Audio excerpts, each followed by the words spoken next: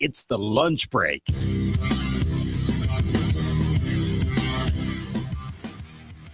January 8th, 2026.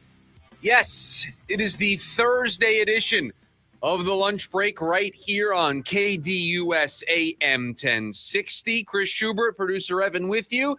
He's on the other side of the glass, ready to take your phone calls, 480-864-1060. You can also hang out with us over on the KDUS AM 1060 YouTube channel, where we've got the show live streaming over there. I will notice producer Evan very dressed up today here for the Thursday edition of the program, and it's not really because he wanted to dress up for the lunch break. It's because after this, big day for producer Evan. He's not only going to be producing this program for 2 hours, you're sitting in guest co-hosting a special edition of the Sports Zoo today with our guy Rooster, not in his normal time slot. We're moving him up an hour. He's going from 4 to 5 today to get you ready for the Fiesta Bowl tonight, because both of you are going to be in attendance tonight as credentialed media members for the Fiesta Bowl. So not dressed up for the lunch break and listeners of the program, dressed up because you got a date with State Farm Stadium later this afternoon. Well, who said I wouldn't do it for this program? Me, right now. I just said that you wouldn't do it for this program. I'll start dressing up for the program. We talked about when we did our Halloween bit of dressing up. Yeah, I wore suits for the program. We talked about turning Fridays. Normally people on Fridays, they dress down. We're going to dress up. We talked about making it a formal Friday and dressing up. That landed didn't go very far. No, that landed on the cutting room floor. We didn't bring that out as another idea.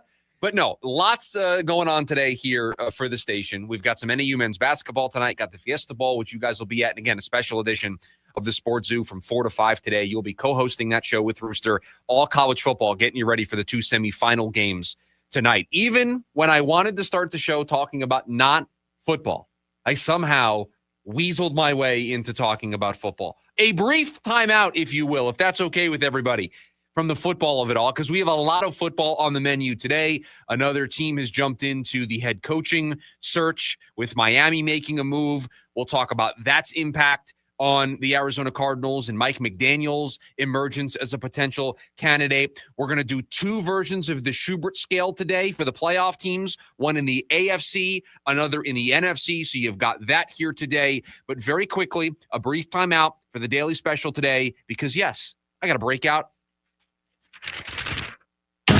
Time for our top story of the day. It's the Daily Special. I'm not going to wait until the second segment to do it this time. I've got the red Sharpie. We're going to add another W.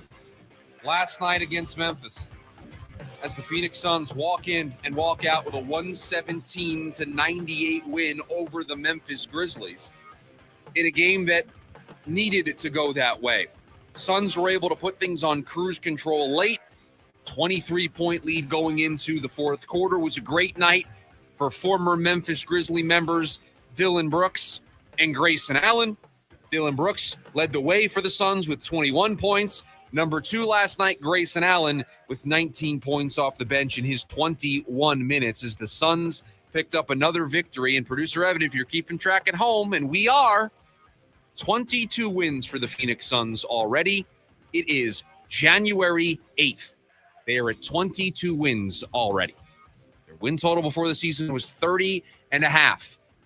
An embarrassing total by those wise guys in Vegas, and the Suns move ever so closer to surpassing that mark. And where I want to go with this game last night is not so much the X's and O's of it and breaking down individual performances, but just overall what a game like last night means for the Phoenix Suns and why they need to have more of them if they're going to go as far as some, myself included, think they can go this season. You win that game last night, 117-98, you're in cruise control. You're comfortable the whole time. A double-digit lead at halftime. You were up, 18 going into the break. You're up more than 20 going into the fourth quarter. You can throw that bad boy in neutral against a team like Memphis, and you can coast to a nice 117-98 victory. It's good to be able to throw it in neutral in the fourth quarter because of the way the Suns play. And this is a good thing that the Suns play this way. But the Suns play hard no matter who they're facing. The way they play defensively, the way Jordan Knott wants them to play on both ends of the floor, the fact that they're going to be at a talent disparity most nights, there's an effort level that the Suns bring to the basketball arena every night that drains them mentally. It drains them physically. It's a good thing.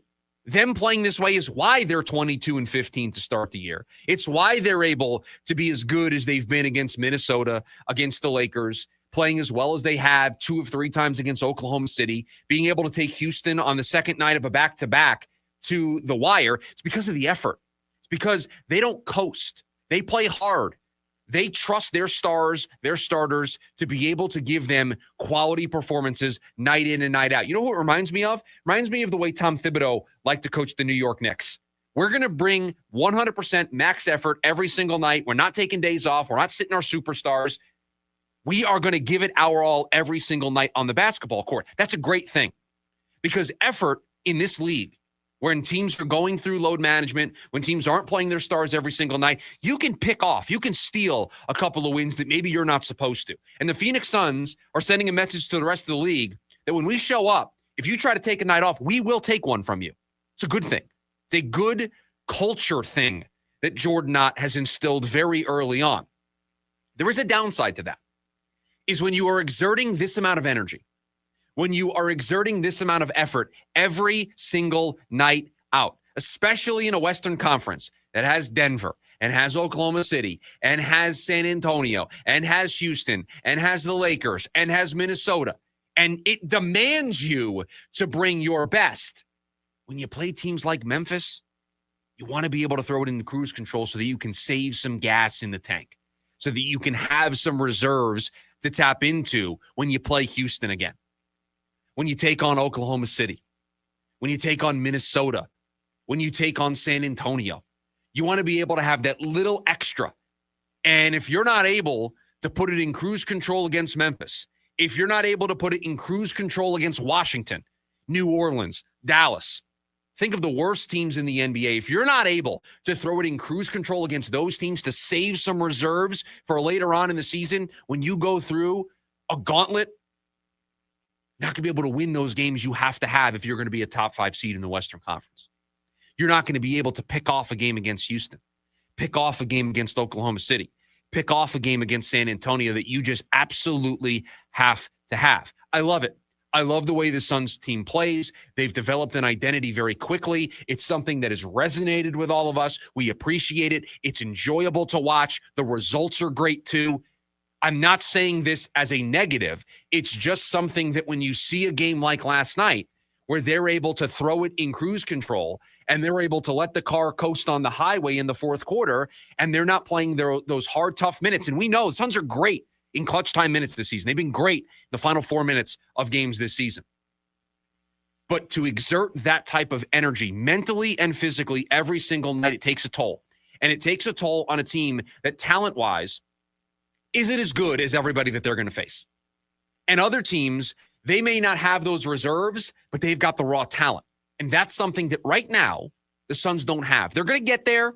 Jalen Green's going to come back and be healthy. They're going to develop young players around this core. They're going to get better year after year. There's going to be another offseason for Brian Gregory and Jordan Knott to put their fingerprints on this team. But right now, in this moment, as we sit here today enjoying this great season, they need to find those little margins. They need to find those little edges. And one of those edges is when you play a team like Memphis last night, can you put some gas left in the tank? And you got Eric over on our YouTube side of things saying that the starters were out there late in the game, which was concerning to me. Yeah, you don't want to see guys playing full minutes in the fourth quarter, but there's a big difference between minutes in a 2-point game against Oklahoma City or against San Antonio or even against Memphis than there is you coasting because you have a big lead. Now, yes, you want to put the game totally out of reach to where you can absolutely fully call off the dogs and not just have it in neutral, but you're taking your foot off the gas and you're just foot off the brake. You're kind of scrolling on your phone. That's how comfortable you feel with the way that the car is driving. They weren't to that level, but last night is a reminder of that they need to get to that level when those chances appear. Because the road ahead for this team, and I use that term not ironically, the road ahead involves a lot of road contests for this team.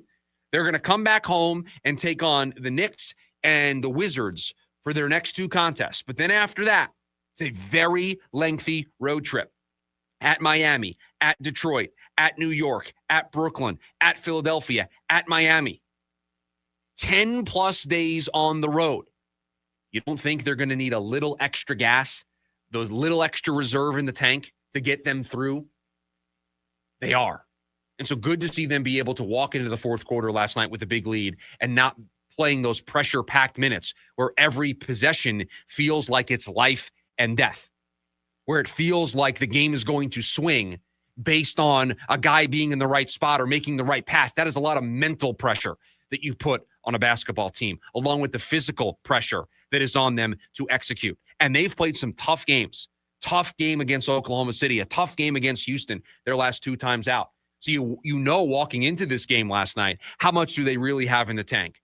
Good to be able to replenish the reserves. And now they've got 2 more games here coming up at home before it is a lengthy 10-day road trip that's going to see them travel to the East Coast and take on some really quality opponents.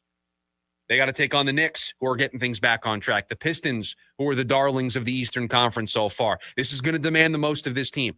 And so while last night is not the perfect example, the way the game transpired and the way the game ended with them having that big cushion going into the fourth quarter just kind of reminded me of you got to be able to find games like this where you're able to put it fully in cruise control. And you hope that they can do that on Sunday against Washington. Although Washington, big addition yesterday, trading for Trae Young. Big addition. How about that trade? You request out of Atlanta. Well, that's where he wanted to go. And you go to Washington. Just shows you how far he's fallen. From being a superstar in this league to now being somebody who was sent to Washington, and they didn't even get picks back. They got C.J. McCollum, and they got one other player back in that trade. That's it. No pick swaps, no extra picks. I mean, 3 years ago, Trae Young's going for a couple of firsts. Shows you how far he has fallen. Now he goes to Washington. And I read a story this morning that he might not play at all for the remainder of the season for Washington.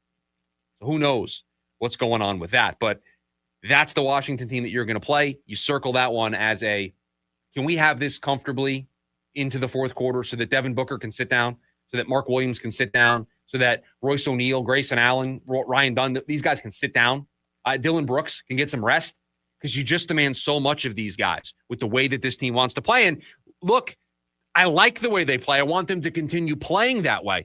I don't want us to get to April and this team have a magical season and they're going to get to the postseason and they get in and they get their first round matchup. They avoid the play-in tournament. And it's just very clear to all of us that they exuded so much effort to get there that they had nothing in the tank to be competitive. So you got to find these moments. Last night was partially one of those moments. Find more of them is my message coming out of that game last night. The phone number for you to hang out with us here today on the program, 480-864-1060. Would love to hear from you on the Suns' victory last night. Would love to hear from you who you want the Arizona Cardinals to pick as their next head coach, because the NFL news cycle continues on. And today it was another team entering the coaching mix. We'll talk about it next. The lunch break, KDUS, AM 1060. The Dan Patrick Show. You got Seattle figured out? I'm trying to. I said that defense is unbelievable. They run the football, but what's it come down to? Sam Darnold is going to have to prove to all of us in a big game he can play big. Now, you can say that game against San Francisco, he played big. He didn't. His defense did and his running game did. We did this with Lamar Jackson. We do this with Josh Allen. There are certain quarterbacks where we go, okay, prove it. Weekdays, 7 to 10 a.m. on KTUS AM 1060. This is Michael with Restore My Civil Rights. Let's be honest, nobody keeps New Year's resolutions. Gym memberships don't get used and diets fail. If you lost your firearm rights because of past convictions, here's a resolution you can keep. You've thought about this for years. Make it happen in 2026. You make the decision, Restore My Civil Rights does the work. This resolution will change your life. To book a free consultation today, call 855-GUN-RIGHTS or visit RestoreMyCivilRights.com. That's RestoreMyCivilRights.com. Motley Crue, the return of the Carnival of Sins. September 16th, Talking Stick Resort Amphitheater. The Crew celebrates the 20th anniversary of Carnival of Sins. Motley Crue, with performances by Tesla, And Extreme. Tickets on sale now at livenation.com. Motley Crue, part of the America First Credit Union Concert Series. Hey guys, if you have low T, it's time to get your edge back. Start testosterone therapy at Red Mountain Weight Loss and get a month of GLP-1 weight loss medications absolutely free. That's a $299 value. Listen, just because you're getting older doesn't mean you have to feel older. Prescription testosterone restores your get up and go, so you'll feel like you're 20 again. Get more muscle with less effort in the gym. You'll also think better, sleep better, and your love life will be better. Look, don't be fooled. Nothing boosts testosterone like actual testosterone. It's a game changer. And if you're looking to lose weight, there's nothing like the combo of testosterone and a GLP-1 medication. It'll burn that belly fat and get you ripped. This month, get free GLP-1 medication, a $299 value, when you start testosterone therapy only at Red Mountain Weight Loss. Book your video appointment today. Go to redmountainweightloss.com or dial pound 250 on your phone. Keyword Red Mountain. Time to get your edge back at Red Mountain Weight Loss. Jim here with your Rome Report. Let's go to David in Arizona quickly. David, you made it in. What's going on? Hey, Jim, this is Dave Glutz, D. Glutz, over here on the frying pan in Arizona, brother. I know, David. I know. That's why I said let's go to David in Arizona. Not a very good call. You know what I hate about that? That was his first call in 20 years, and he got run. My man, there's so few rules. But if you've been listening for 20 years, you know one of the rules. Do not restate who you are. David in Arizona. Actually, he kind of self-glossed, too. Not only did he reset who he was, he self-glossed. It's D. Glutz. I think he actually did both. You're lucky I didn't run you twice, my brother. I know it's David in Arizona. That's why I said let's go to David in Arizona. So there you go. Before you're upset with me for running you, be glad you didn't get run twice, but now you have. I'm Jim Rome. Remember, you can follow me on Instagram at Jim Rome.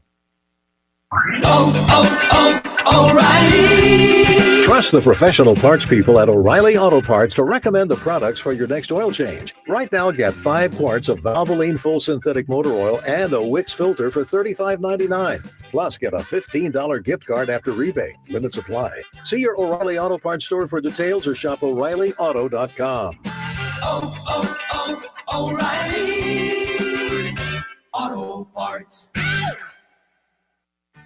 This is the story of the one. As an HVAC technician, he and his digital multimeter are in high demand. So when a noisy office HVAC turns out to be a failing blower motor, he doesn't break a sweat. With Grainger's easy-to-use website and product information, he selects the product he needs to keep everything humming right along. Call 1-800-GRAINGER, click Grainger.com, or just stop by. Grainger, for the ones who get it done.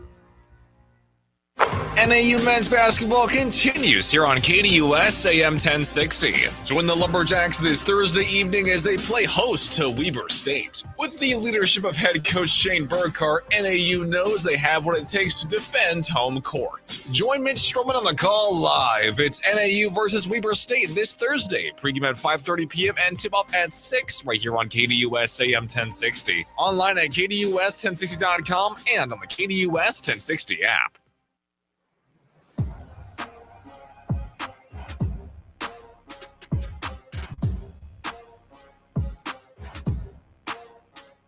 We've got a double dose of the Schubert scale today here on the program, looking at each side of the playoffs, ranking all 7 teams.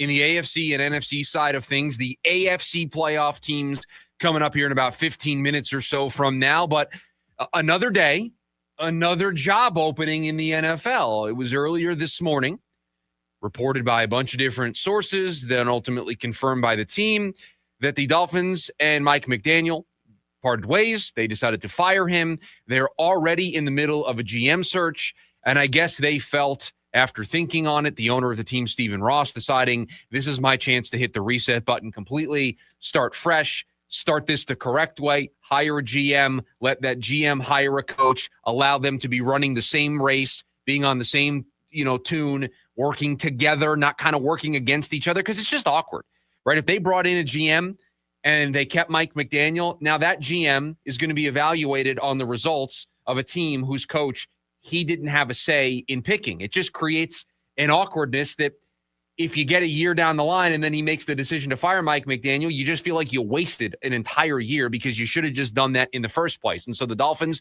decided, maybe because they back-channeled and found out John Harbaugh's potential interest in their opening, who knows?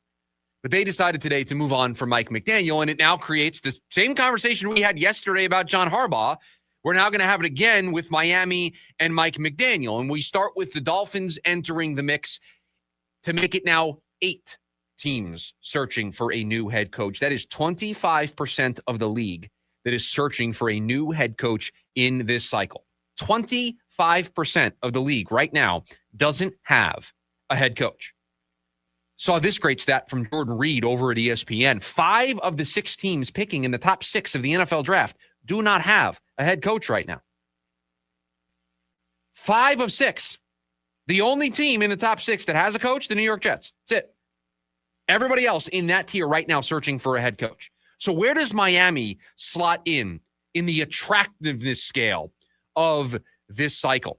And I got to tell you, there are things to like about the job, but then there are things that would scare me about this job.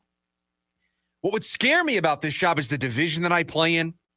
Twice a year needing to face New England, who just, they feel like an engine. They feel like a juggernaut that's not going away. You've got Buffalo, and as long as 17's playing quarterback, they're always going to be a problem. Maybe they're never going to reach the pinnacle. They may never win a Super Bowl with Josh Allen, but I'll tell you what, they're going to be tough to play against. They're going to be tough to scheme against. Going to be tough to beat. And so I may walk into a situation where even at my best, I'm 3rd in the division. I'm 3rd in my own division. And we've said it so many times here on this show.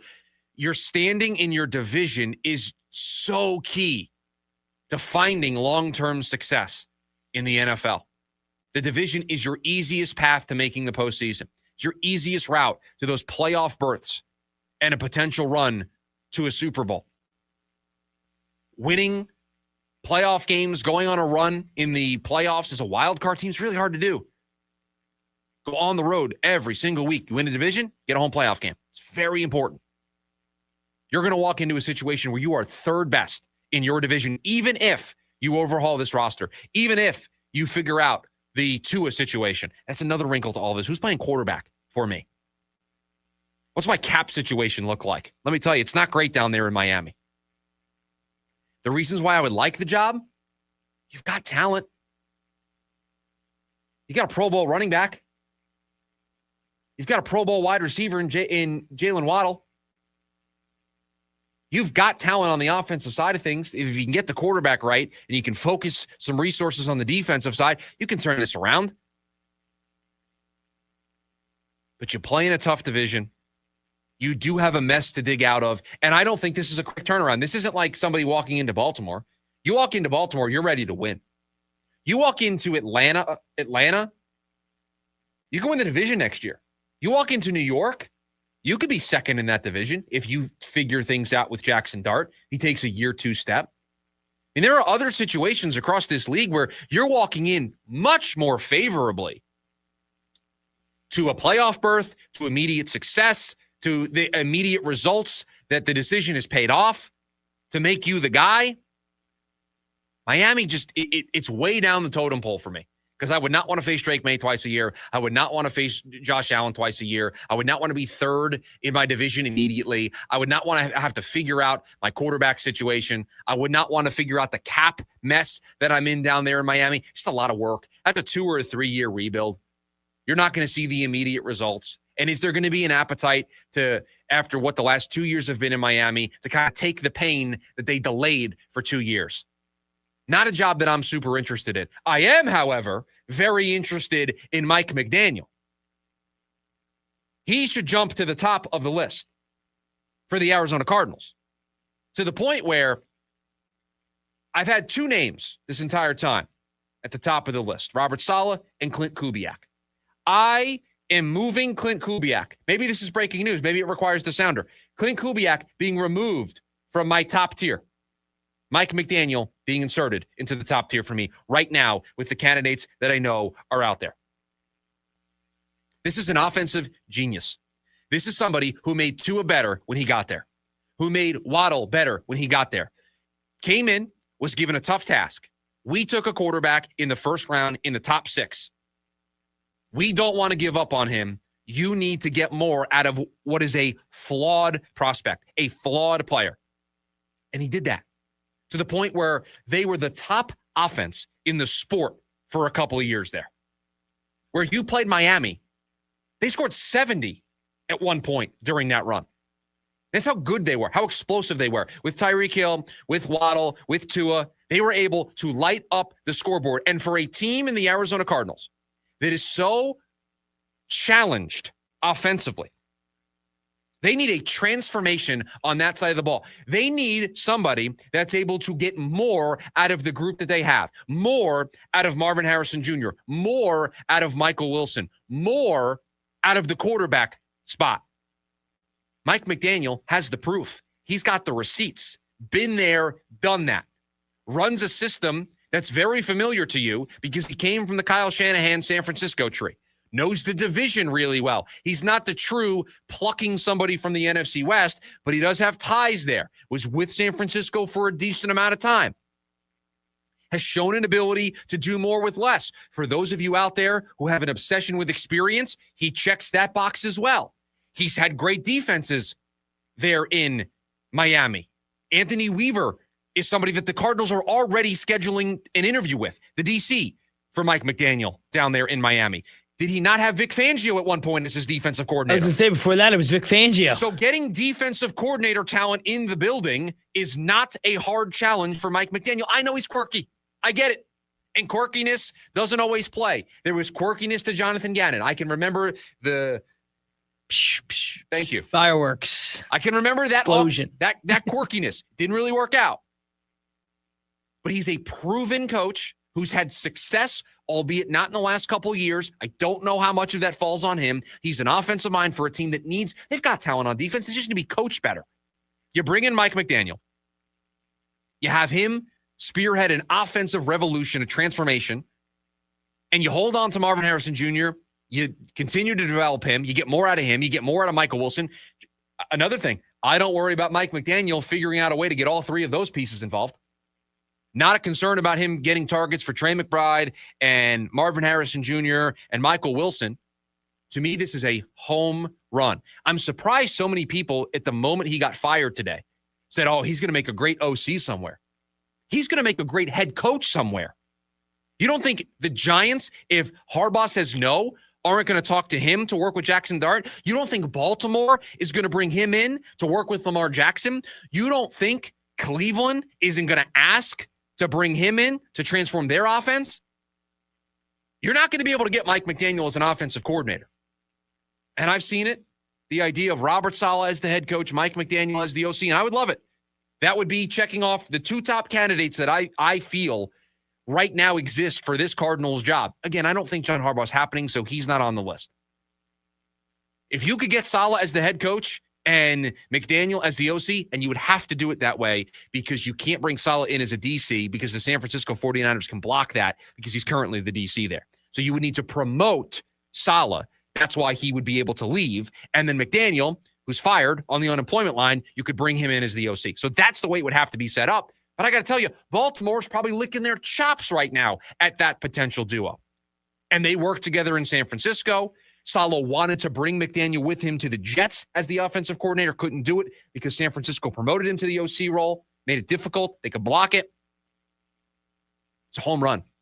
Mike McDaniel checks every box for me for what I want the next head coach of the Arizona Cardinals to be able to do. It's the pendulum swinging back to the offensive side. It's somebody who has some levels of ties to the NFC West. It's a guy who's overseen offensive transformations, been there, done that as a head coach. He checks every box.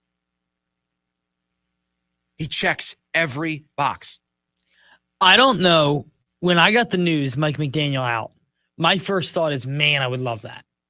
Man, I would love that. And you proposed the Saleh-McDaniel partnership, which feels like a home run as well. I've seen it floated on social media that's what's going to happen, and I understand why people are connecting those dots. But with Mike McDaniel, you're in a position where you're picking a new quarterback. And say what you will when he got to Miami. Say what you will about Tua. He didn't choose Tua. Tua was there when he got the job. I don't know if the Cardinals are really going to have their say in the matter, right, with the number 3 overall pick, because they don't know who's going to declare. But in general, if he comes in and he says, I want Ty Simpson. This will be the first time in Mike McDaniel's career that he'll have his pick of the litter to play quarterback. And if he tells Monty, I want Ty Simpson, how do you not deliver a guy who did that with Tua, the quarterback that he actually wants? That's the exciting part about bringing in Mike McDaniel. For the first time in his career, he would have a choice at quarterback and be able to work with that guy. And I've seen him build what I believe are some of the most efficient offenses that ran in the NFL. And yeah, they had this kind of figured out offense in the last year, primarily because, let's be honest, Tua couldn't throw the ball downfield. So all these shot plays that they had run early, or people had the threat of early because of Tyreek and Waddle and the way he ran offense before, once they figured out Tua's incapability to do so, or the handicaps of his arm strength, I could take those away. Can you play the sounder for me? Can you play the sounder? I'm making an announcement. I'm making an announcement here on the program. I'm ready for it. The breaking news sounder? Yeah, I'm ready to do something.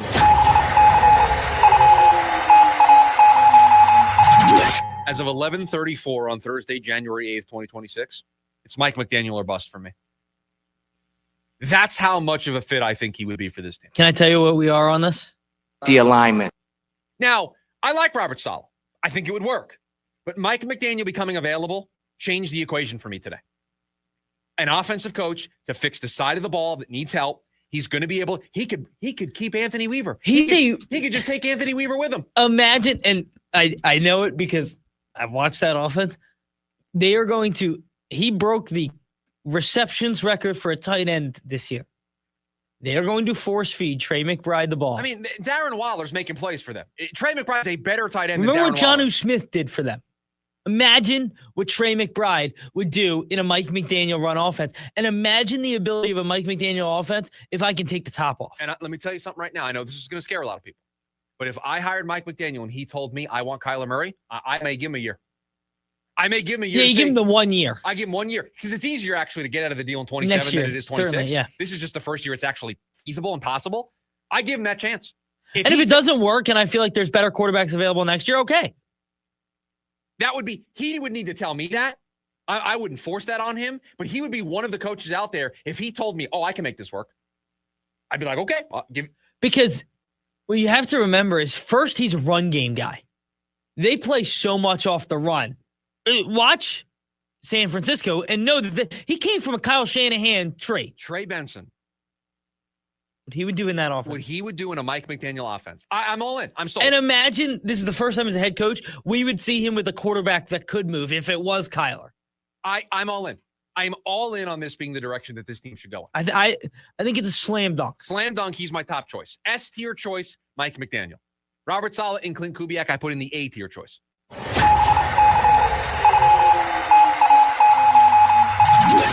Mike McDaniel or bust for producer Evan as well. Mike McDaniel or bust for the Arizona Cardinals. You heard it here first on the lunch break. 480-864-1060, the phone number for you to join us here today on the program. You can also hang out with us over on the KDUS AM 1060 YouTube live stream when we come back. It's a double dose of the Schubert scale. We start with the AFC playoff teams, ranking all 7 of them. We'll do it on the other side. It's the lunch break, KDUS AM 1060. NAU men's basketball right here on KDUS AM 1060. Join the Lumberjacks as they look to defend home court this Saturday against Idaho State. With head coach Shane Burkhardt at the helm, the Lumberjacks know they have what it takes to score another win. Join Mitch Stroman on the call live. It's NAU versus Idaho State this Thursday. Pregame at 5:30 p.m. and tip-off at 6 right here on KDUS AM 1060. Online at KDUS1060.com and on the KDUS 1060 app. I get by with a little help from my friends. Ringo Starr and his all-star band. With friends Steve Lukather from Toto. From Men at Work, Colin Hay. From Average White Band, Hamish Stewart. Friday, June 12th at 7:30 p.m. Gamage Auditorium.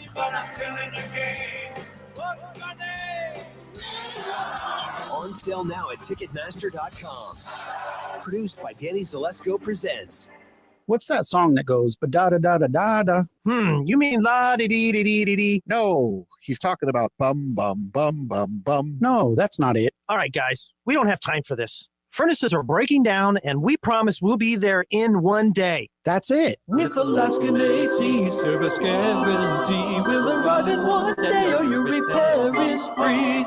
Oh, that song. One of my favorites. If you have a problem today, Alaskan AC will get to you within one day. If we don't, the whole repair is free. No matter how much. So good, people are singing about it. With Alaskan AC service guarantee, we'll arrive in one day or your repair is free. Reminds me of another song that goes boom, chicka boom, chicka boom, chicka boom. I've never heard that. Well, you're not as cultured as me.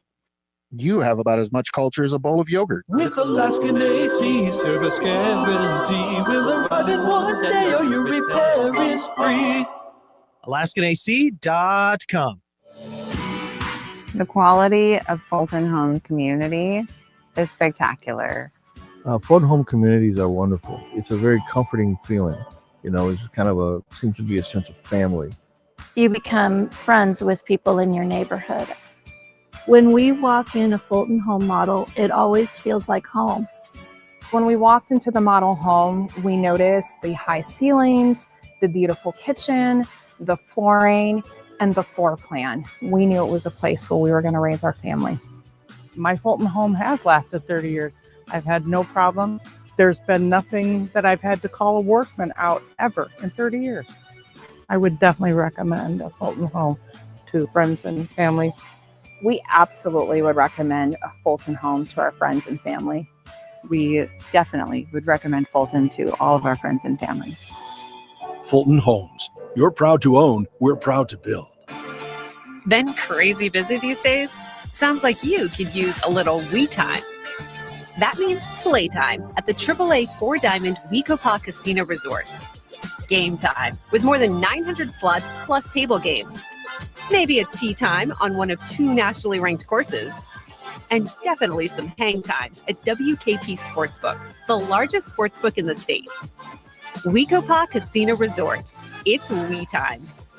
James Out West, your desert destination for sports here in the Valley. Not surprised that the Cardinals aren't in. They fired their head coach.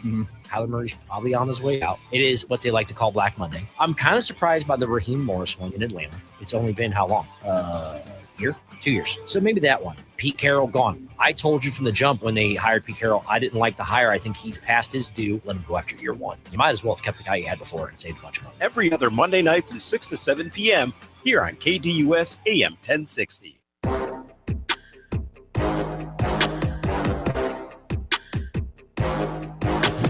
Real quick before we get into the Schubert scale, because we're going to have to do a very rapid version of this, but we've added something to my board over here. I've got the list of games that are going on this week. I have the Suns schedule so that we can add the wins and losses. But I also have, and for those who love this movie just as much as I do, you'll understand why producer Evan made this for me. But it is a little little index card that says Mike McDaniel no matter what. If you remember Vontae Mack, no matter what, the little post-it note that Kevin Costner's character had in Draft Day, Sonny Weaver. I have Mike McDaniel no matter what. He's my number one choice for the Cardinals in their head coaching search. Okay, a very rapid version of the Schubert scale. We've got 2 of them here today. The way we see the 7 playoff teams in the AFC. We'll start with number 7. I got the Pittsburgh Steelers here. Pittsburgh Steelers. Here at number 7 because it's just hard for me to get there with this team. It's honestly, it's the only thing is if Rodgers gets hot and rides off into the sunset, sure. That is the only thing from a storyline perspective that would make me see the Steelers side. Well, and as much as I revere Mike Tomlin as a coach, and I think he gets too much hate in general, I don't know, outside of playing Jacksonville, if there's a game where I would say the Steelers have a distinct coaching advantage. Distinct. I agree. Like, to the point where it's noticeable, the difference between the two and coaches. I got to be honest with you. I think that's why the Ravens made their change. Fair enough. Is that they don't feel like in the AFC power structure they have a distinct coaching advantage anymore. I think they're going to struggle to score points unless Rodgers gets hot, so I have them at number 7. The one thing they get Metcalf back. That offense looked a lot worse without him. Number 6 for me, the Los Angeles Chargers. This team should have the recipe to be an AFC title contender. They've got it all. They've got great coaching. They've got a great head coach. They got a DC that's going to get head coaching interviews. They've got the quarterback play in Justin Herbert, but they don't have the ability to protect that quarterback. The offensive line is the thing that concerns me the most about the Chargers. If they can't keep Herbert upright, it does not matter that they have Justin Herbert as their quarterback, and it's been a problem all season since Rashawn Slater went down. I just can't buy this team because I don't know they're going to be able to protect their quarterback for 4 quarters. I think there's massive concerns about protection. There's been injury concerns with Herbert. How healthy is he? That's going to be a huge question in this one. Plus, I just don't see any way they could get out of beating New England.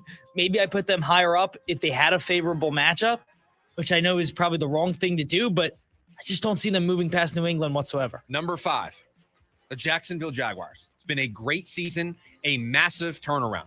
They're 6th this year in points per game. They're 3rd this year in touchdowns per game. So they're not just scoring points, they're scoring touchdowns, which is the name of the game in the postseason, right? You've got to finish drives. You can't just be settling for 3. You've got to get into the end zone for 6. They're one of the best at it. But you just worry about a coaching staff that's never been there before. The stage is bigger. The lights are brighter. Liam Cohen's had a great season. I still believe in him long term. Are they going to be able to meet the moment in their first season in the playoffs? Don't know.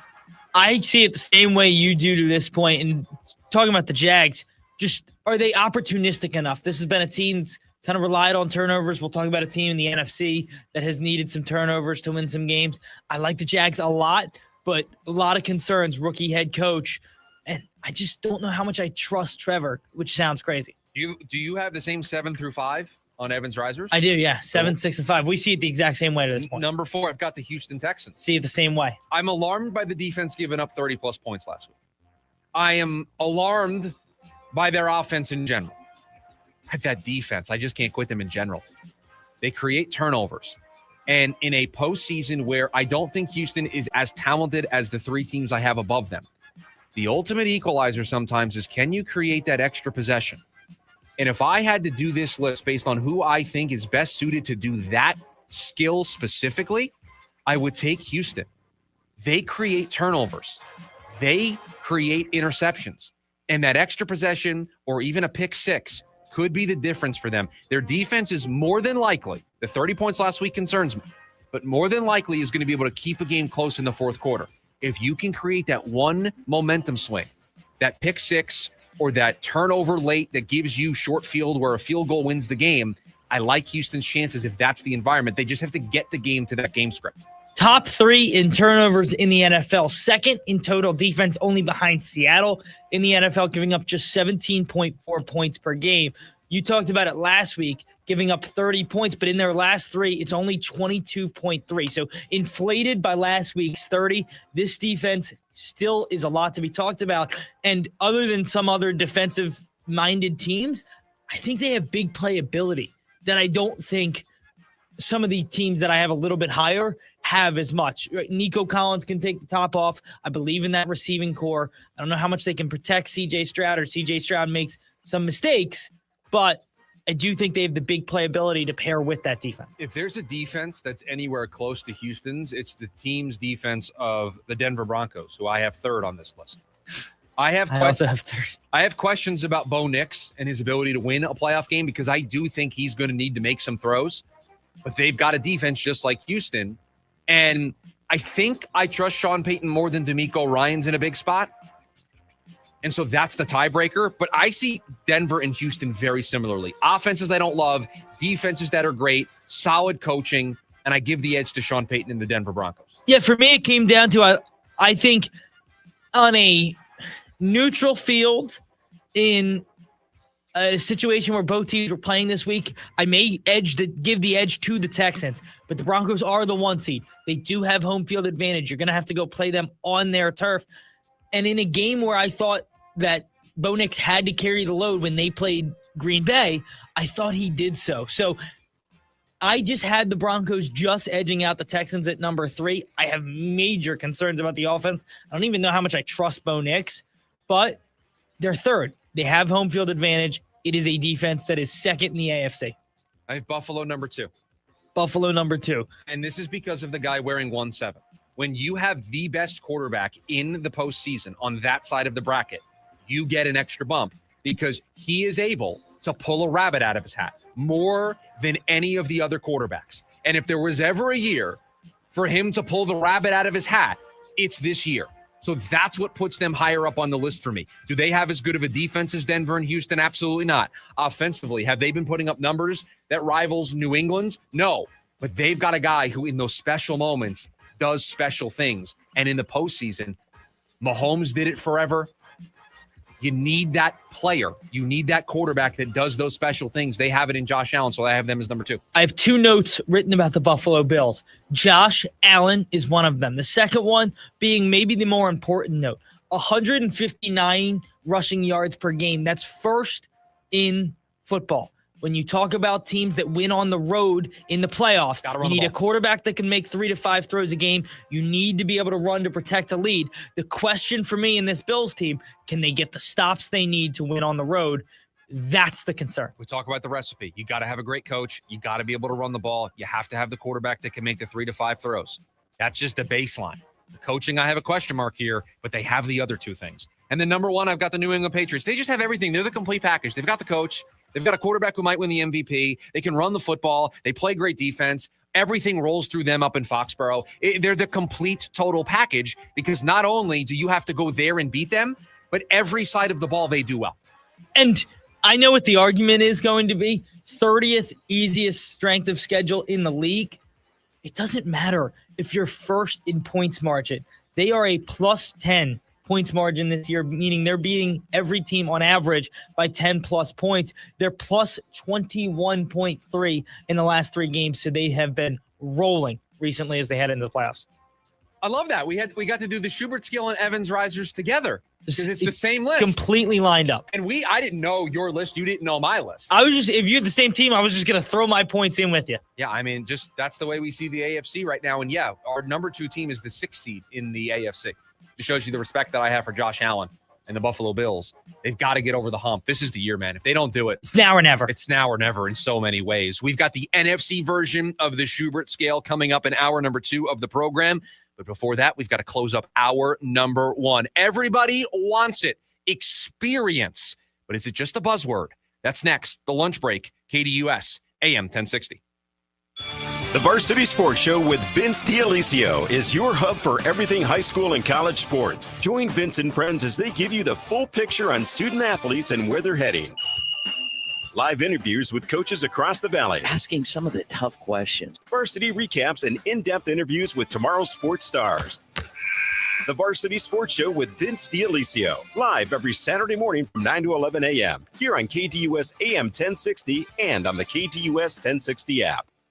If you're hurt in a car, truck, or motorcycle accident, choose the attorneys at Sweet James. They help you navigate the legal process and pursue the compensation you may be entitled to. Pre-case review. Help available 24/7. Hablamos Español. 809-million. 809-million. SweetJames.com. This advertisement is paid for by Sweet James LLP. Responsible attorney, Bobby Tech-Heavy. Offices in California. No guarantee of results. My Chemical Romance. The Black Parade 2026. Live at Chase Field, September 6th, 2026. With special guest, Jimmy Eat World. Get tickets now at livenation.com. For more, visit mychemicalromance.com. You won't believe everything I just saw. I went to Disneyland, and it was the 70th celebration. First, I went to Mickey Mouse Clubhouse Live, and I danced with Goofy. I even got Dad to do the hot dog dance. He's not bad, actually. At night, I saw this parade. Everything was glowing. There were all these lights and colors. Sorcerer Mickey was there, and Lightning McQueen. Oh, then I went to this giant water show with all the Inside Out characters. And I was like, whoa. And then my parents were like, whoa. Oh, and guess what? Bluey and Bingo are coming for real life. Make memories that last a lifetime during the 70th celebration. From Paint the Night Parade returning January 30th to World of Color Happiness. And with Bluey and Bingo coming soon. Happiness is everywhere at the Disneyland Resort. Visit Disneyland.com for details. Nothing can stop us now. Superstar Car Wash has extended our best deal of the year. Lock in 30% off for 12 months on a Super Protect Unlimited membership. Splurge elsewhere, save here, and treat your wealth before it's gone. Visit our website for details. You're listening to The Jim Rome Show. The Lane Kiffin reinvention arc went from one of the truly feel-good stories in the game to him once again becoming public enemy number one. I have no issue with him leaving. It's how he left, burning all bridges yet again. You strung Ole Miss along. You turned it into a complete circus, and then you were bent when they wouldn't let you coach them in the playoff? Get out of here with that. It's natty or bust for you at LSU, Lane. The Jim Rome Show, 1 to 4 p.m. Monday through Friday, here on KDUS AM 1060.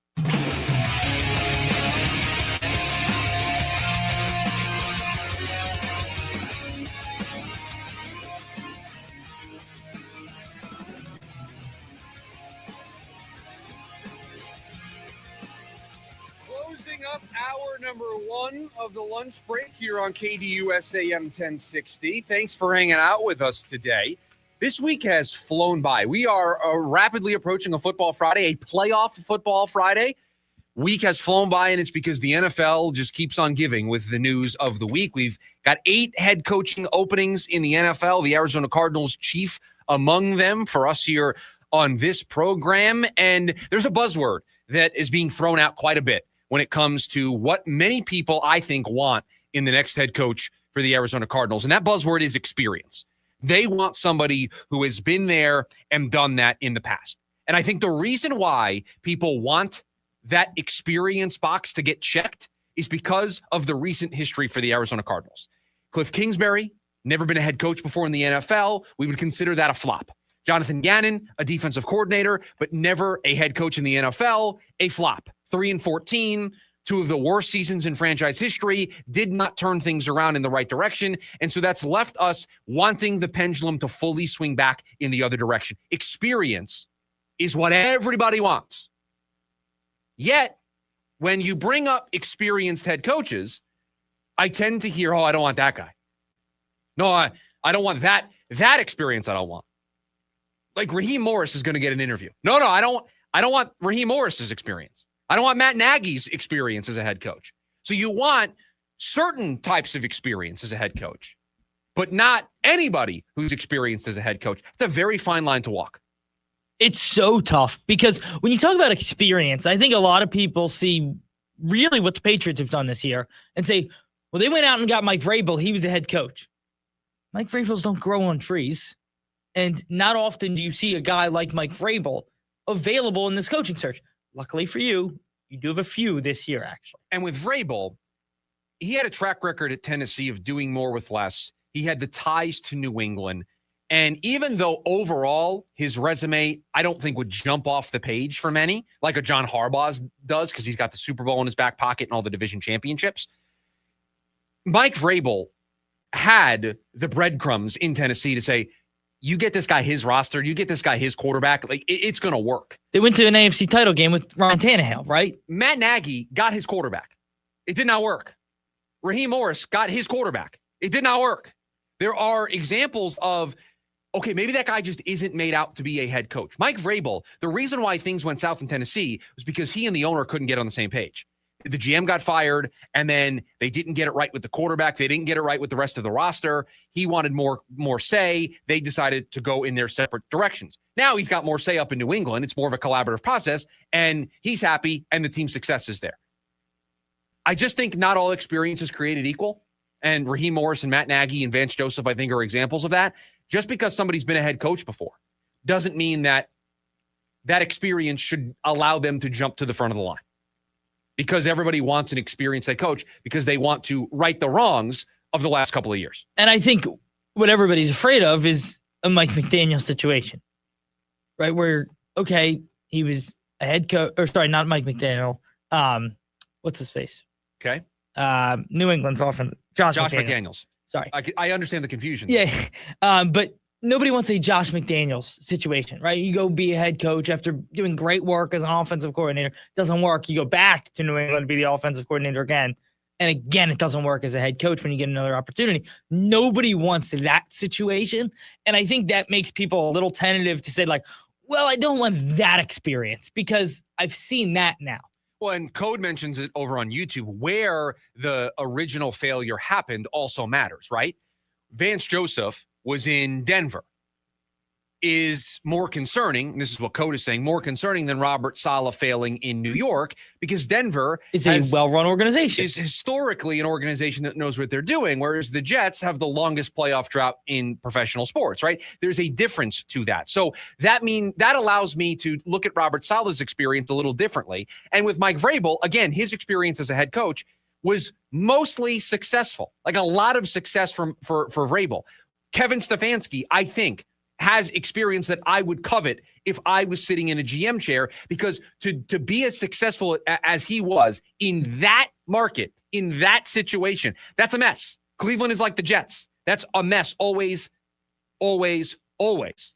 And he stabled it. He stabilized it. They got a quarterback in there. They were able to go to the postseason. They were able to have way more success. Won a playoff game.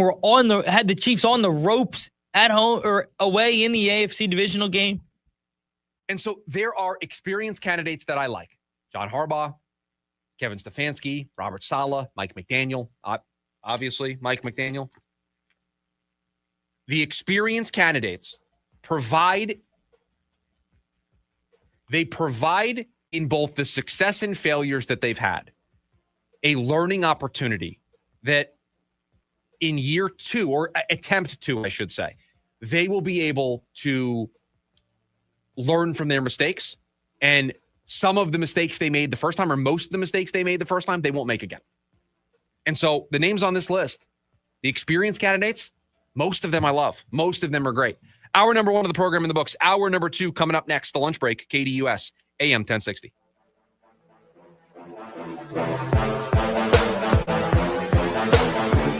AM 1060 KDUS Tempe Phoenix and KSLX HD2 Scottsdale Phoenix.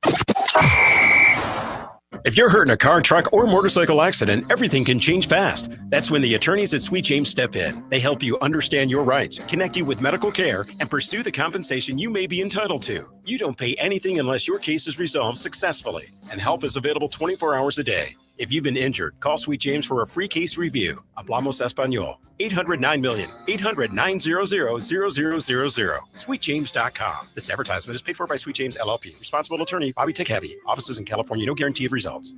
Chicago Sticks, the Windy Cities Tour. Finally, 2 iconic bands together for the first time. September 1st, Mortgage Matchup Center. Tickets on sale now at livenation.com. Don't miss Chicago and Sticks. All the hits, your kind of tour. So, you're ready to propose, huh? Yeah, man. She's definitely the one. What are we thinking about the ring? I got my wife's at Hellsberg. I couldn't recommend a better jeweler. I could use some help with that. Man, go to Hellsberg. I had no idea how many details you need to consider. Did you know you can get a natural or lab-grown diamond? I didn't. Figure out what she wants. Trust me, they'll make it happen. Start your story with Hellsberg. Shop in store or at hellsberg.com. Take advantage of thousands of dollars in SRP rebates and discounts on energy-efficient home upgrades like new air conditioning units, windows, ducts, and insulation. Save money on your energy bill while also making your home more comfortable. SRP's network of participating contractors can guide you from start to finish and maximize your savings by combining Inflation Reduction Act incentives with SRP rebates. Learn more at savewithsrp.com. Fridays at 5, I'm out exploring. From hiking up Camelback to skiing at Snowbowl, the adventures never stop with AAA. It's membership that travels with me, whether behind the wheel or a passenger, in my ride, my buddies, or a rental. AAA's got 24/7 expert help with tows, battery help, and more. Plus branch services like free passport photos and trip planning. Membership gives you all this and more for less than $6 a month, and I can add loved ones for half off. Call or visit your local branch today. AAA, your membership to go. Meineke always treats your car like it's their own. With over 50 years of experience, Meineke's certified technicians will diagnose and fix any issue with precision and care. Schedule an appointment at Meineke.com. Trust your key with Meineke. Meineke, doing car care right. AM 1060 KDUS Tempe Phoenix and KSLX HD2 Scottsdale Phoenix.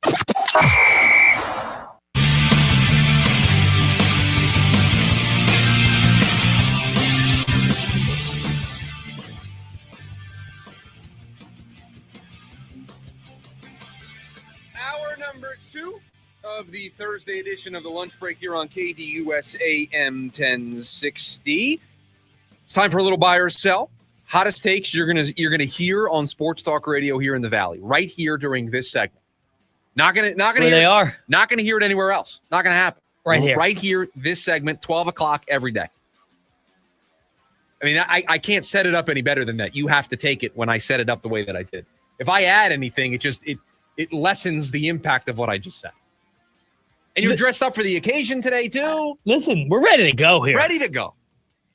The Suns have made you not concerned when they play teams that are clearly worse than them. Yeah, I would buy this. In general, this season, they've done an excellent job of handling their business. You consider in college football, right, the cupcakes that teams play in the beginning of the year, the non-conference schedule in college basketball. The Fresno States of the world. Right. You're supposed to win those games comfortably. The Phoenix Suns mostly have done that this season. Last night being yet another example of that. And I think it's vitally important for their staying power this season. I just don't want to see this team run out of gas because of how hard they play every single night. Has there been a time this season where we've come in here after a Suns game and questioned the effort in a major way? Not once. Not once. And they've lost by 20 plus. I never questioned it even in those nights. And there have been games where the effort has not matched their peak, and you notice it, but it's never anything that becomes... It was never what it was last year. And it never becomes concerning because the next game rolls around and the effort level's right back up to 100. They address it. You just worry about that taking its toll on a team that isn't as talented as those around them. And you compared them earlier to the Tom Thibodeau Knicks. Feels very similar. It's understandable why they had Tom Thibodeau at practice early in the year. Right. He was somebody that Jordan Knott brought in early on during training camp. One of the variety of head coaches. Steve Nash, I think, was there. They had a bunch of former head coaches kind of help him in the early stages. And yeah, I'm not surprised that maybe that conversation, or if a conversation took place between him and Thibodeau, that's something that he has taken from his time in meeting with him and speaking with him, and during his time in Cleveland and all the places that Jordan Knott has been. But it's very clearly a trait for this team. I just worry about them running out of gas, and so they need more games like last night where the starters are only playing 4 minutes in the fourth quarter. And they need games where their starters don't play at all in the fourth quarter because they have games way in hand. Looking at you, Washington Wizards, on Sunday. I was going to say, you got the Knicks next, and then you have the Wizards, so you hope that could be a game. And the reason why you want to have those games against Memphis is so that when you play the Knicks next up on your schedule, you have a little bit of leeway, a little bit of rest. You're going to need it when you take on that team with that type of talent on the other side. After Mike McDaniel became available this morning, it's more likely the Cardinals will make their hire prior to the end of the playoffs. Well, this is interesting. So with McDaniel being available and him being our top choice for the Cardinals in this search, they don't have to wait. They don't have to wait. I still think they're going to... How many... I'll answer the buy or sell by asking you this question. How many head coaching interviews do you think McDaniel will get? Because all I'm hearing on social media is that he's going to be the OC everywhere. He's the OC in Seattle, in Baltimore, in Atlanta, in New York. He's the OC for like 5 different organizations right now, according to social media. I think he'll get the head coaching interview, and it depends where John Harbaugh goes. I think he'll get it in Atlanta. I think he will get it here. I think he will get it. He was in Cleveland in Tennessee. He was in Cleveland with Shanahan. I don't know how he feels, because if you'll remember, there was a tenuous end to the. I'm going to send everybody in the Wayback Machine. If you remember the trick play that they ran with Johnny Manziel Where on they the threw it down the sideline, left sideline. where he's looking at Shanahan the entire time. Go back and watch that clip. Look at the coach that's standing right behind Kyle Shanahan. It's Mike McDaniel. It's Mike McDaniel. So he was the quarterback's coach. I don't know that relationship. My guess, an educated guess, is most people don't leave Cleveland on good terms. So my guess is he may say no. But okay, it's 3 or 4. I think it's Atlanta. I think it's here. I think it's Tennessee. So it's 2 other places. Maybe you want to add in the Giants if they don't land Harbaugh because he goes to Miami. Okay. The only reason why you would need to act early on McDaniel if you're worried that he's going to go someplace else. If he's not going to get a ton of head coaching interviews and you're going to offer him one, then you can take your time and still go through this process. But here's what I would do. I get McDaniel in today. If he'll set up a Zoom with me for 1 o'clock, I would do it today. I would touch base with him, see where he's at immediately, so that I know if I need to speed this along because I want Mike McDaniel, then I'll speed it along. I was going to say, but you can't not have your finger on the pulse here and not know who's interviewing him, not know where his head is at. You need to know right now. Which is why you need to get a jump on bringing him in ASAP. Now, he also has to want to interview with you. I mean, I don't know how attractive this job is. That does matter here. How attractive was the Miami job when he took it? Yeah, but it was his first time taking a gig. He may be more selective round 2. He may be comfortable going to be the OC with Robert Saleh in Baltimore and then getting a gig in the next cycle. I love that you've cooked it up. Saleh's already the head coach. I get to work with Lamar Jackson for a year and probably win the MVP with him and then be the talk of the town once again. I mean, there are worse things that can happen to you after you get fired. Certainly worse things. The D-backs. Hit the breaking news sounder. This is magic.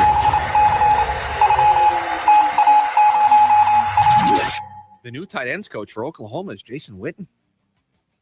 Oklahoma University hired Jason Witten as their next tight end coach. Wow. I just saw that on my social media feed. Jason Witten didn't make the HMs, but very much could have yesterday for me. In the top 5 personal sports villains? Yes. Yeah, he probably tortured you for a really long time. Yeah, he did. Your next buy or sell? Oh, sorry. This is your segment. I'm just the D-backs will just here. We'll make another move within the next week. They made a bunch of moves today. They signed a bunch of guys to arbitration. What are you talking about? Yeah, because that counts. You're seeing a lot of that in the timeline today. It's that day. Randy Arozarena, by the way, agreed to a $15 million something with the Mariners. There's a lot of those going on. If you just search it up on social media, there's a lot. You're giving me a week timeline for the Diamondbacks to make another move? Yes. I'll take the over. I'll take more than a week. So what is that? Am I selling? Sell. I'll sell. Wow. More than a week. Because apparently clearly they're just late to the table. Well, apparently Ketel Marte could still be traded, I guess. Because they're not like shutting it down and moving on. No, I know. So at this point, you would think they would have said something if they were done. Well, it's like when you drive by the restaurant and there's not the close sign isn't actually like out, but it looks like no one's been in the parking lot for like 6 months. You're like, okay, it's closed. They're not saying they're closed, but it's closed. They're closed. That's kind of what this situation with Ketel Marte is. They're not saying they're not trading him, but I don't think they're trading. Internally, the Cardinals want to draft a quarterback with the 3rd pick. Well, who internally is one guy right now? The owner and the general manager. It's the owner and the G. Okay, 2 people right now and the rest of the scouting staff, but the coaching staff's all gone right now. So, yeah, I think they would. I think Monty's going to like tickets for the owner. No, I just think Monty is going to like one of the 3 guys. Will they be there at 3? I don't know. But do I think right now, if you ask them, do we want to draft a quarterback? The answer would be yes. They would love Fernando Mendoza to get to 3. Fernando Mendoza isn't getting to 3. But what I'm saying is they would love to take a quarterback. Are they going to be in a position to take a quarterback they like? Maybe not. Is a separate conversation. But you don't think they'll force themselves into taking If they force Ty Simpson at 3, that would be I fear that it would set back the franchise a very long time. I fear the Anthony Richardson situation replaying here in Arizona. For those who don't know, Ty Simpson has not played much football. It's just so much inexperience. And if Anthony Richardson isn't your cup of tea, Trey Lance is another analogy that I would use. All guys who did not play much football at the collegiate level. And then we're, top 3 picks. The Cardinals should still interview John Gruden. You won't let this go. I won't. I think it makes sense. You know who should hire John Gruden? The Giants. The Miami Dolphins. They might do it. Miami Dolphins should hire John Gruden. The Ravens? No, I don't think the Ravens would do that. But Miami should. Yeah, I mean, listen, you call and you ask. I mean, I think Gruden can still coach. You're just not hearing anything about him in this cycle. He might be happy doing what he's doing. I was going to say, the question is, does he want to? He's great at what he's doing right now. And the other thing is, with everything going on, he's got a lawsuit against pending against the NFL right now. So that does complicate things a little bit. It does. It does complicate. It may not complicate things for Brian Flores. We'll see. He's currently coaching in the league despite suing the league that he coaches in. So it's not like it may get a head coaching right. job, It's not unheard of to do that, but we'll see. So you're buying it? I will buy that they should call and see if he would sit down with them. There will be at least one upset in Wild Card Weekend. What are you defining as an upset? Are you defining as an upset somebody that is an underdog winning or somebody that is a lower seed winning? I would say underdog because to me, the Steelers beating the Texans is an upset. But the Green Bay, Chicago, I don't know if there's an upset in that game. So if I was going, it would be like San Fran going into Philadelphia beating the Eagles, or Chargers going into New England beating. Oh, I've got one for you. The Honda Civic is going to win this weekend. Okay. So yes. Yes. So you'll buy it. I'll buy it. Honda Civic, by the way, 5.5 point underdogs. Yeah, 5.5 point underdogs. Which I think is fair. Because I think they could only score 13 points. It's whether the Eagles score 13 or more. And that is a question. That's what I'm saying. That is the legitimate question of can the Eagles actually score? No. I could see this game going two ways. This game could go 13-10 and the Honda Civic wins. Or this game could go 28-13 and the Eagles win. Yeah, and at 5.5, I'll take my chances with the Honda Civic. No, and I think that's very fair. Are you locking that in as a play? No, because I have 2 plays already locked in. I have my 1 point play. Man, the Packers now being 1.5 point favorites. I'm so glad I locked that in when I did. You got them at plus 1.5? Plus 1.5 when I locked it in. And then my 3 point play is the Rams minus 10.5. Yes. So obviously my 1 point play is the Panthers plus 10.5. And my 3 point play, obviously famously, is New England minus 3.5. New England minus 3.5. Which has been locked in for 18 weeks. Yeah, when was the opening night of the season? Which has been locked in for 18 weeks. So I'm looking for a 2 point play. You are looking for a 2 point play. Yes. So pick segment's going to be very quick tomorrow. Well, we'll have team listener. Oh, major announcement tomorrow on the punishment for the pick segment. Are we doing that tomorrow? We'll do it tomorrow. Okay. We'll save it for tomorrow. But we have decided on what the punishment is going to be. It is a tweak of what we talked about yesterday in the leftovers. So if you listen to the leftovers yesterday, we kind of talked about this as the potential punishment. We've given one tweak to it, and it's going to be the punishment. We'll announce it tomorrow during the pick segment.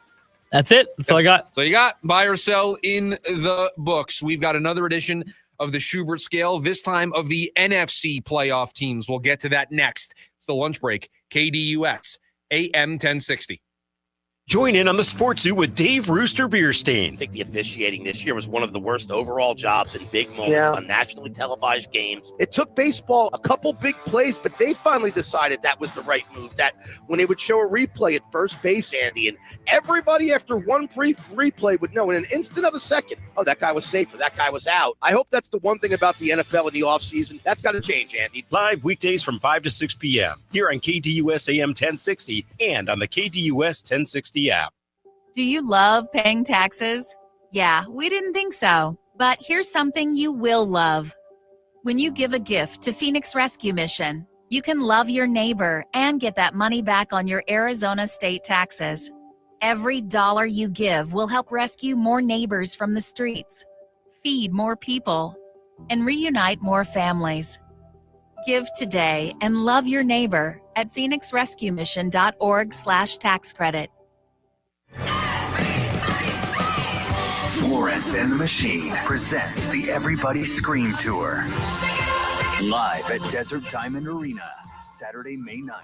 The incomparable Florence and the Machine returns with special guest Mannequin Pussy. On sale now at livenation.com. The new album, Everybody Scream, available now.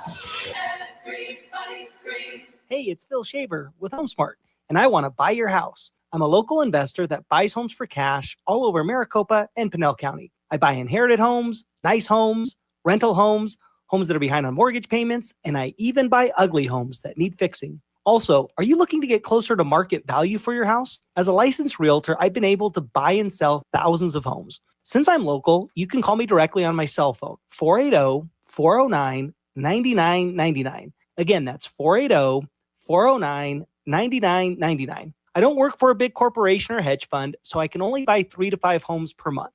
There are no fees involved, and you can pick your own close date. The best part is I buy homes as is, so you don't have to worry about doing any repairs. Again, you can call me directly at 480-409-9999, or you can go to my website, gosoldaz.com. That's gosoldaz.com. I'm Dan Patrick, and this is Above the Noise. Throughout the week, we've talked about the opening coaching vacancies and what candidates actually need to hear before committing to a new franchise. The common thread is trust. In today's NFL, most owners made their fortunes far away from football, and that's fine as long as they understand that the most important rule of all is hire good football people and then get out of the way. Successful organizations operate with a clear chain of command, and when that structure breaks, so does the product on the field. The Commanders are the latest cautionary tale. Reports surfaced this week that the front office began meddling with coaching decisions. The result, a 5-12 finish that led to coaching changes. This is what top candidates are trying to avoid. Coaches want clarity, authority, and alignment. As we move towards the 2026 head coaching carousel, Washington stands as a reminder. Dysfunction does not scare candidates away quietly. It chases them off before conversations begin. I'm Dan Patrick, and this is Above the Noise. Start the year with a splash of flavor. Heartland Steakco's Reef and Beef Package combines juicy steak and fresh seafood for the ultimate celebration. With the Reef and Beef Package from Heartland Steakco, you will be feasting on Maine cold water lobster, jumbo USA sea scallops, 16-ounce USDA choice ribeye steaks, and 8-ounce filet mignon, delivered straight to your door. Don't wait long, because the Reef and Beef Package from Heartland Steakco will not be around forever. So treat yourself or pick one up as a gift for family, friends, clients, or anyone who loves that true Midwest taste. Ordering is easy at heartlandsteaksco.com. And right now, when you spend $199.99 or more, you'll get free shipping plus $26 off with promo code NEWYEAR26. Give the gift of flavor this year with Heartland Steakco. That's heartlandsteaksco.com, promo code NEWYEAR26. Taste the Heartland difference. ASU women's basketball continues right here on KDUS AM 1060. Join the Lady Sun Devils as they make their way over to Texas to take on TCU. Head coach Molly Miller knows how to get the most from her team and is looking for another win on the court this Sunday. Join Jeff Munn on the call live from the Lone Star State. It's ASU versus TCU. A pregame at 2:30 p.m. and tip-off at 3 right here on KDUS AM 1060. Online at KDUS1060.com and on the KDUS 1060 app.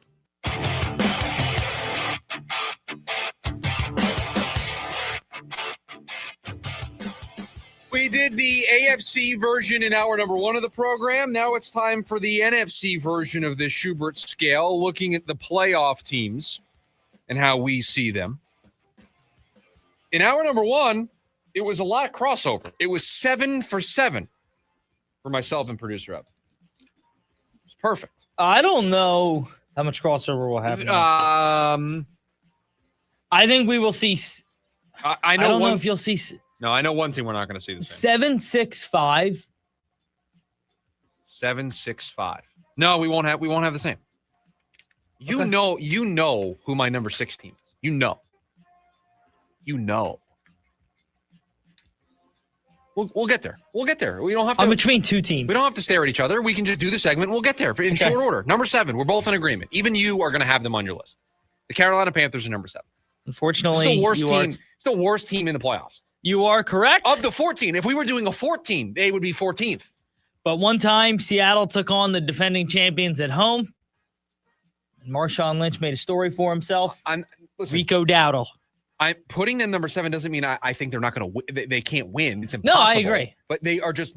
They are the worst team in the playoffs. They barely made it into the postseason. They're below 500. They lost to the Saints. They won the division because another team won to help them get in. No, my 7th seed, the only note I have for the Panthers, 8 and 9. Yeah, I have this is the worst team in the playoffs. I think that says enough.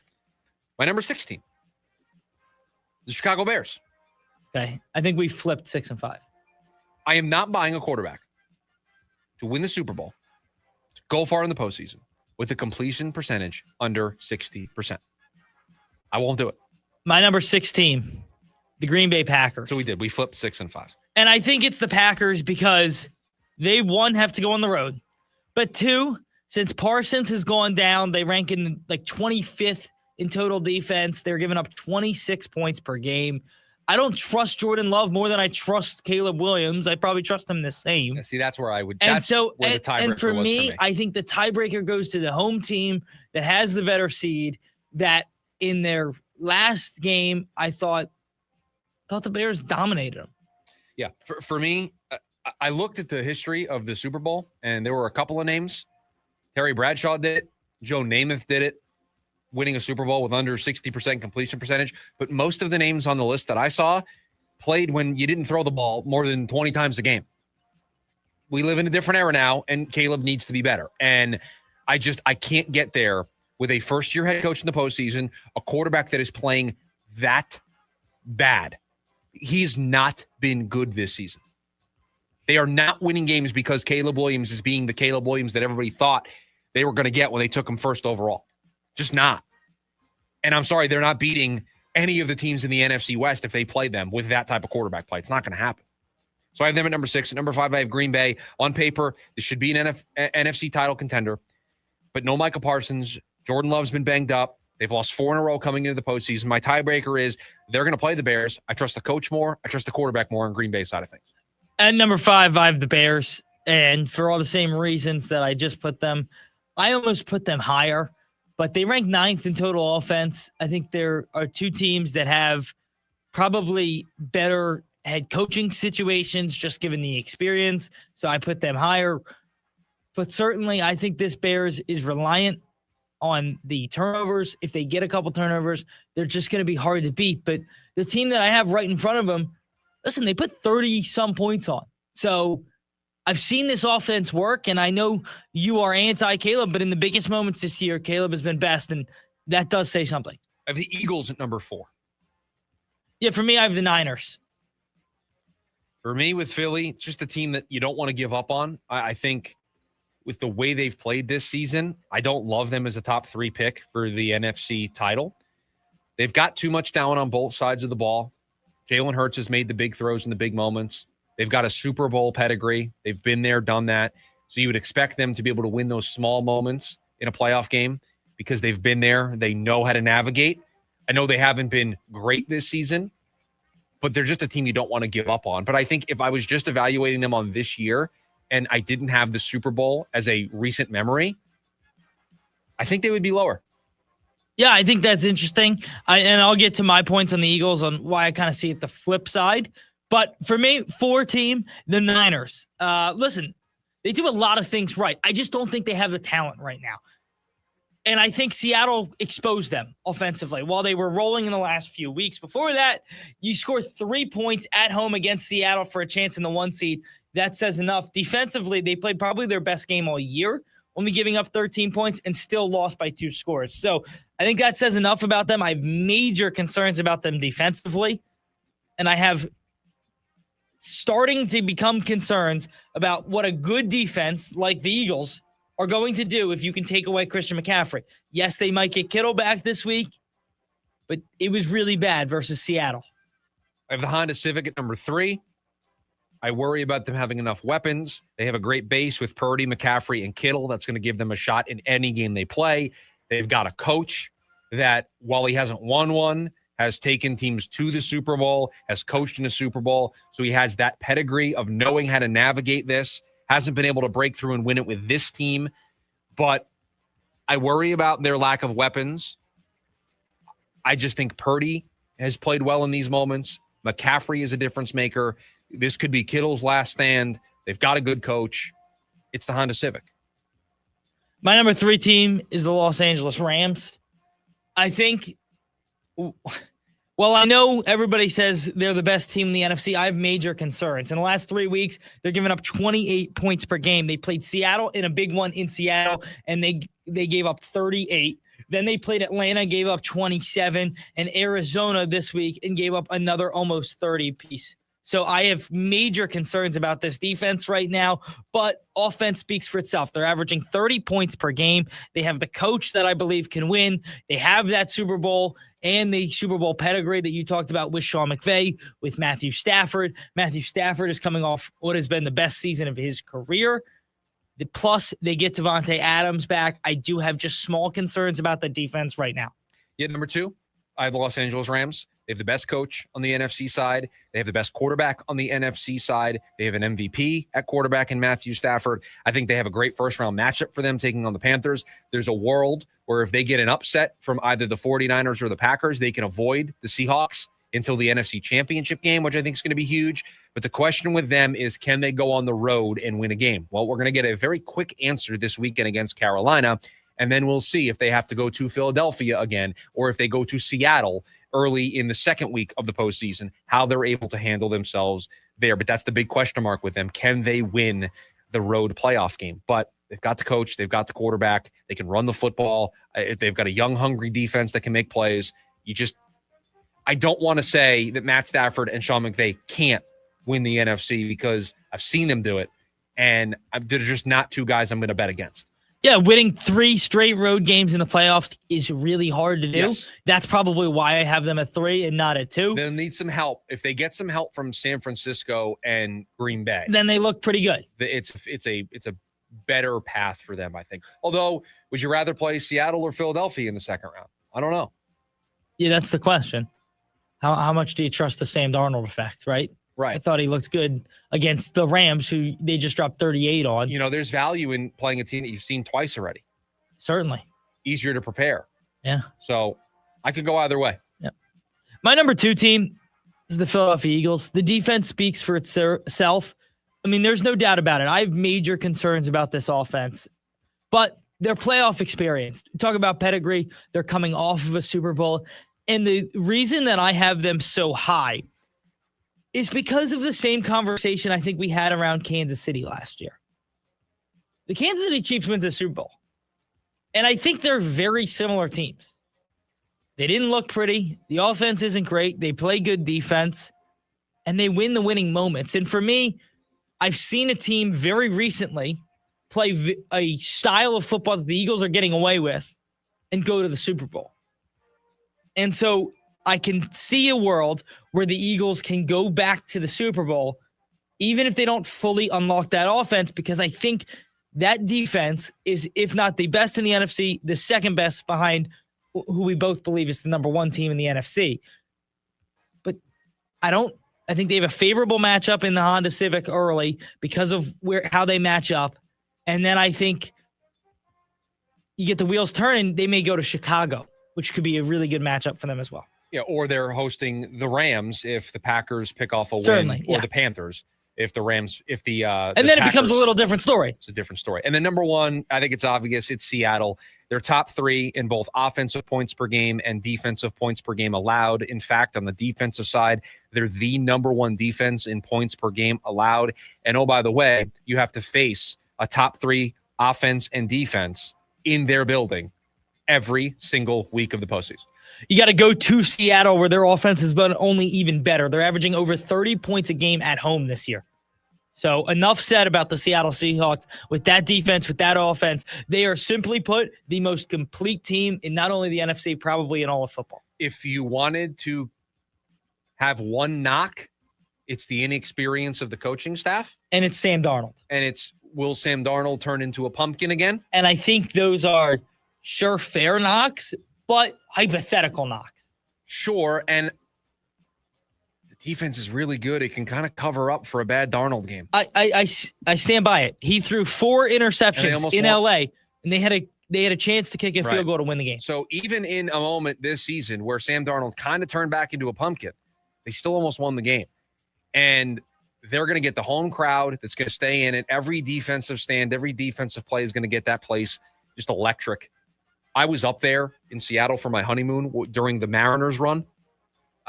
They're going to go crazy during this Seahawks run. Going to go crazy. So it's a top 3 offense. It's a top 3 defense. It's the best defense in the sport. It's a really tough ask to go up there and beat them. Can it be done? Sure. Will it be done? I don't think so. Here you have it. The Schubert scale for the NFC playoff teams along with Evans risers. When we come back, the Sun Devils, they're making a bet. Will it pay off? That's next. The lunch break, KDUS, AM 1060. The Dan Patrick Show. You got Seattle figured out? I'm trying to. I said that defense is unbelievable. They run the football, but what's it come down to? Sam Darnold is going to have to prove to all of us in a big game he can play big. Now, you can say that game against San Francisco, he played big. He didn't. His defense did and his running game did. We did this with Lamar Jackson. We do this with Josh Allen. There are certain quarterbacks where we go, okay, prove it. Weekdays, 7 to 10 a.m. on KDUS AM 1060. A night you don't want to miss. Avenged Sevenfold. Good Charlotte. North America Tour 2026. Talking Stick Resort Amphitheater. August 27th. Avenged Sevenfold. Good Charlotte. An epic night of music. Get tickets now at livenation.com.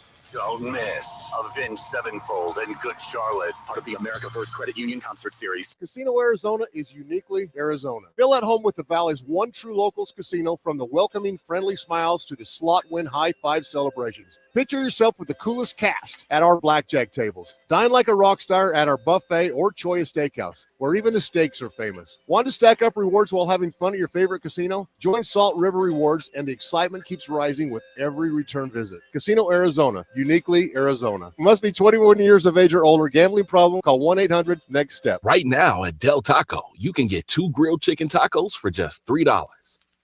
You hear that?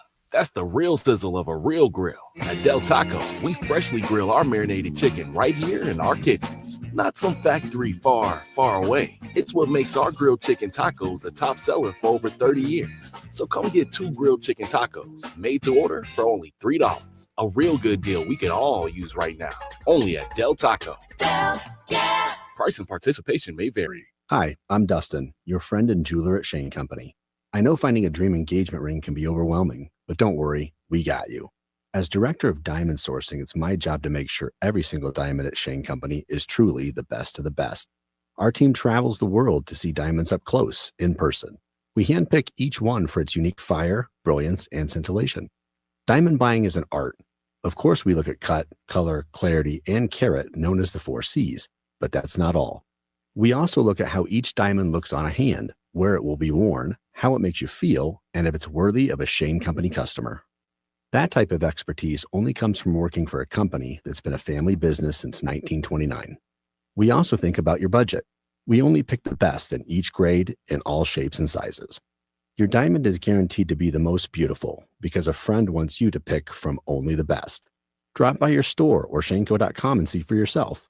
Shane Company, your friend and jeweler. At CertaPro Painters, we know that a happy place comes in many colors, like ones that inspire a sense of wonder, or a new flavor that makes life just a little bit sweeter, or one to celebrate those moments that lift you to new heights, at home or at work. We'll make your happy place your own. CertaPro Painters. That's painting happy. Each CertaPro Painters business is independently owned and operated. Contractor license and registration information is available at CertaPro.com.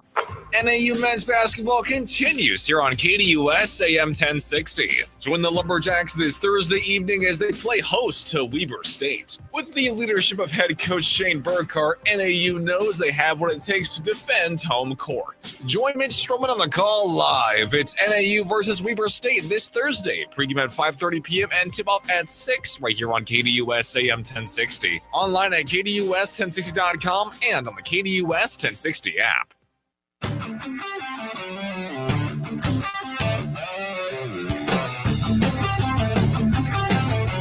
everybody okay with a little story time real quick? Everybody all right with that? I was driving home yesterday, pick up my daughter. I was listening to KDUS AM 1060. Was listening to the Rooster Sports Zoo, which, by the way, special edition of the Sports Zoo today from 4 to 5. It'll be Rooster. It will be producer Evan. They'll be down, I believe, at the Thirsty Lion down there, right near State Farm Stadium ahead of the Fiesta Bowl tonight. So a special start time tonight, full hour college football playoff preview. Producer Evan, special guest co-host, along with the Rooster. So you can catch that a little bit later on today at 4 p.m. right after Jim Rome, who is up next right after us. So I was listening in the car, and he had Chris Cartman on. They were talking about all things Sun Devil athletics. They were talking ASU basketball, but right before that, they were having a conversation about ASU and the transfer portal and Cutter Boley and the overhaul that this roster has undergone here this offseason for ASU. And Chris made a point that is the kind of genesis of this conversation, because he talked about how the Sun Devils aren't paying the top-end prices for a quarterback. They've decided to not spend for the big quarterbacks that are out there, right? Sorsby at Texas Tech got what, $5 million? Sam Levitt is going to get north of $3 million, we anticipate, maybe close to $4 million. The big quarterbacks out there, the high end of that market is $5 million. Cutter Boley is going to make what? Under 2? 1.5? Yeah, I believe it's 1.4. So the Sun Devils are not paying the top end prices for the top end quarterbacks. They are instead taking the rest of their resources and spreading it around. They've got 2 of the top 5 transfer portal wide receivers coming in. They have a top transfer portal running back coming in. They are spending their money on the rest of the infrastructure of this program. And it's a bet that I think ASU is somewhat uniquely qualified to make because of who their head coach is. Is there any other program in the country that could say, we don't need to spend big money on a quarterback because we think our coach can take a redshirt freshman quarterback in Cutter Boley and turn him into something special? How many other programs can legitimately say that? 1, 2, maybe. I mean, there are probably some out there that I'm not immediately thinking of, but most teams sprint to the transfer portal to spend the most money on the top player at every position, because developing players isn't something that in this era of college football you're drawn towards. Yeah. But Kenny is running towards it. Mainly, it's an ego play in a good way. He believes he can get the most out of Cutter. He believes he can develop him into something. He believes that I don't need to spend big money on the quarterback because I'll turn him into a $5 million quarterback. He'll have better statistics than those guys that are getting $5 million. His bet is at the end of this season, the $1.5 million that I spent on Cutter Boley is going to get me more of a return than the $5 million Texas Tech is paying for Sorsby. That's the bet he's making. And you know what? He might be right. He might be able to do that. And his pivot and this organization, this university's pivot to spending the money on the rest of the roster could be exactly what gets them there. Now, it's a bet that comes with a lot of risk. And that risk is, if it doesn't work, you are still at a very early part of this whole rejuvenation of this program. And if you get this wrong, and at a time where you've got a lot of people that are willing to give money to the program, that are willing to donate to the collective, that are willing to help ASU do what they've got to do to compete, that willingness fades if the results aren't there. That willingness doesn't continue if you go 7-5 over the next couple of years and you never break through. People are going to feel like you've hit a wall, and they may no longer be willing to contribute because you said this was the thing that was stopping ASU from being a top-tier program. We gave it to you. You're not a top-tier program. We're out. We're good. To quote Shark Tank, and for those reasons, I'm out. The return on investment isn't there anymore. So you have to have success here over the next couple of years because you're only in really year 3 of being relevant, year 3 of being competitive. You still have a long way to go in order to, what's the phrase I'm looking for here?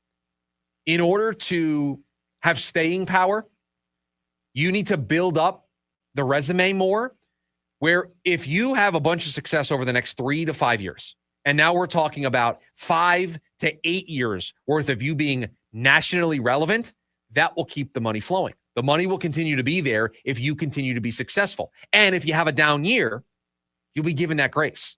Will you be given that grace if you have a down year next year? Because it was Big 12 championship, college football playoff, no Big 12 championship, bowl game loss. If you take another step backwards, the arrow is actually pointing in the other direction. So that's where you have to be careful. But it feels like they are making a bet, and it feels like they are uniquely qualified to be the people that make that bet. And they have a system. It has worked for them. And I said this yesterday. I said this on the show last week. Remember when Sam came in here, he was a backup quarterback that had played no college football. That's who they brought in. That's who left this place as a $3 million quarterback. Now you're talking about Cutter Boley, who has a season under his belt and is coming in at $1.5 million. Cutter Boley will step on this campus as a far better quarterback than when Sam Leavitt stepped on this campus. That's the honest truth. And they have a formula. They brought in a young redshirt freshman quarterback with experience or no experience, and they brought in an older 5th, 6th year quarterback with a ton of experience, and these guys will battle for the position, and then they'll get a starter. Yeah, they've reportedly added another quarterback to the room that has that veteran presence, that's been at a couple different universities, that actually played at Fresno State and beat ASU in Kenny's first year here in 2023. So really beefing up the competition in that room. But the bet is we're going to spend our money on the infrastructure, and we are going to have our coach be the quarterback whisperer that he claims to be, and that so far he seems to be able to be, especially in the case of Sam Leavitt, to be able to take this very talented quarterback who comes to ASU as a much better prospect than when Sam Leavitt came to ASU. And you saw what Sam turned into. The bet is Kenny's going to be able to turn Cutter into something great. And when Sam, also remember, when Sam got here, Jordan Tyson wasn't Jordan Tyson yet. Right. And so they didn't have the receivers you felt like they have now.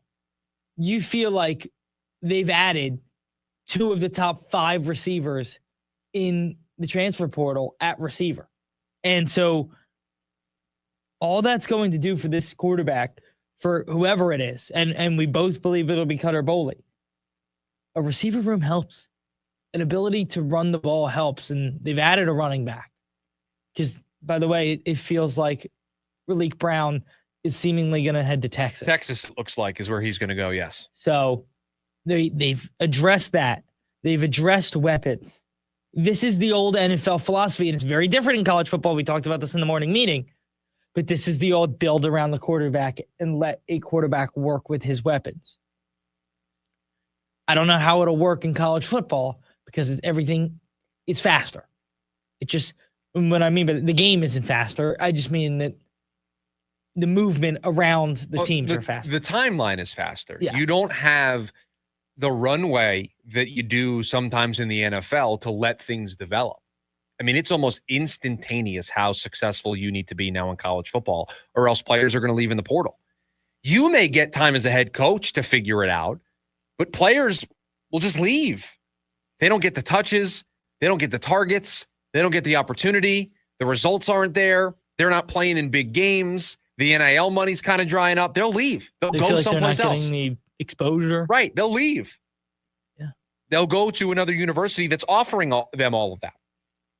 It's just, it is so fast paced now that you almost aren't afforded the ability to mess up. And that's what makes this such a big gamble, because it would be easy to spend the top end of the market money to go out and get a slam dunk quarterback.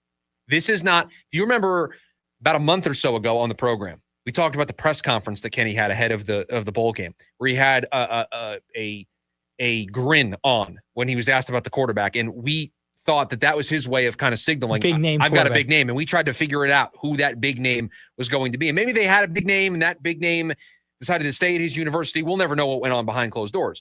But Cutter Boley was not the name that was brought up at any point in that conversation. That was not what we thought that grin was about. This is a different approach. This is I can make this kid into something. It doesn't mean that smile wasn't about Cutter Boley. We just didn't expect that. Because when I saw that smile, I thought, boy, they're dishing out the big dollars to go get somebody. They didn't. They're taking a different approach. By the way, it's one that I kind of like. I like it too. I just hope it works out. And I think for ASU's resources, it just makes the most sense.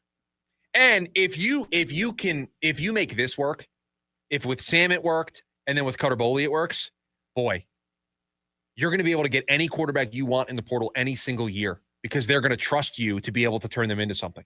And then that becomes a benefit for ASU.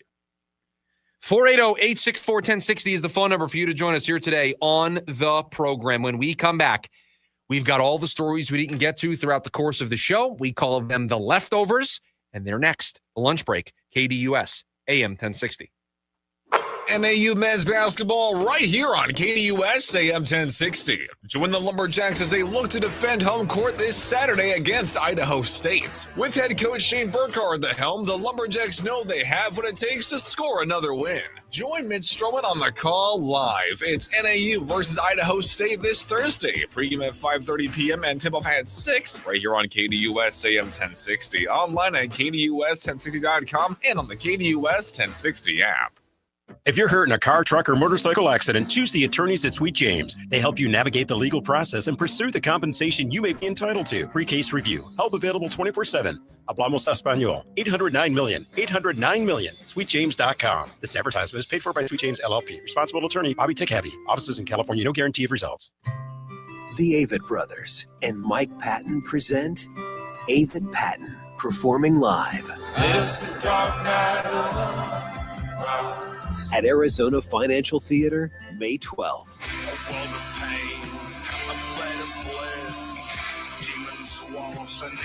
Avett Patton. Everyone has it. Everyone knows. On sale now at livenation.com. Eternal love. Listen up, truck buyers. This is your warning before you overpay. If you're shopping lifted trucks online, you better know this. Most prices you see are not real. They leave out the lift, the wheels, the tires, the tint, then crush you with tens of thousands in add-ons when you show up. Not at Unique Trucks on East McDowell Road. We do business different. Go to uniquetrucks.com because the price you see there is the final price. Lifts included, tint included, tires, wheels, accessories, all included. No hidden fees, period. Find a comparable truck anywhere in the valley, we'll beat the price guaranteed. We work with every bank and credit union. Pay top dollar for your trade and accept all credit. Here's how easy it is. Call 888-8LIFTED. Make your best deal right now on the phone, and we'll deliver the truck to your door anywhere in the Southwest. Test drive it in your neighborhood. No obligation. Stop playing games. Shop UniqueTrucks.com. Call 1-888-8LIFTED. That's Unique Trucks on East McDowell Road or online all the time at UniqueTrucks.com. The correct way of doing business. On approved credit plus tax, title, license, and $4.99 doc fee. It's the grand opening of Fulton Homes' newest master plan community, Acclaim. This beautiful community features open spaces, multiple parks, and a large aquatic center. Visit FultonHomes.com. Fulton Homes. You're proud to own. We're proud to build. James Out West, your desert destination for sports here in the Valley. Not surprised that the Cardinals aren't in. We fired their head coach. Kyler Murray's probably on his way out. It is what they like to call Black Monday. I'm kind of surprised by the Raheem Morris one in Atlanta. It's only been how long? Year? 2 years. So maybe that one. Pete Carroll gone. I told you from the jump when they hired Pete Carroll, I didn't like the hire. I think he's past his due. Let him go after year one. You might as well have kept the guy you had before and saved a bunch of money. Every other Monday night from 6 to 7 p.m. here on KDUS AM 1060.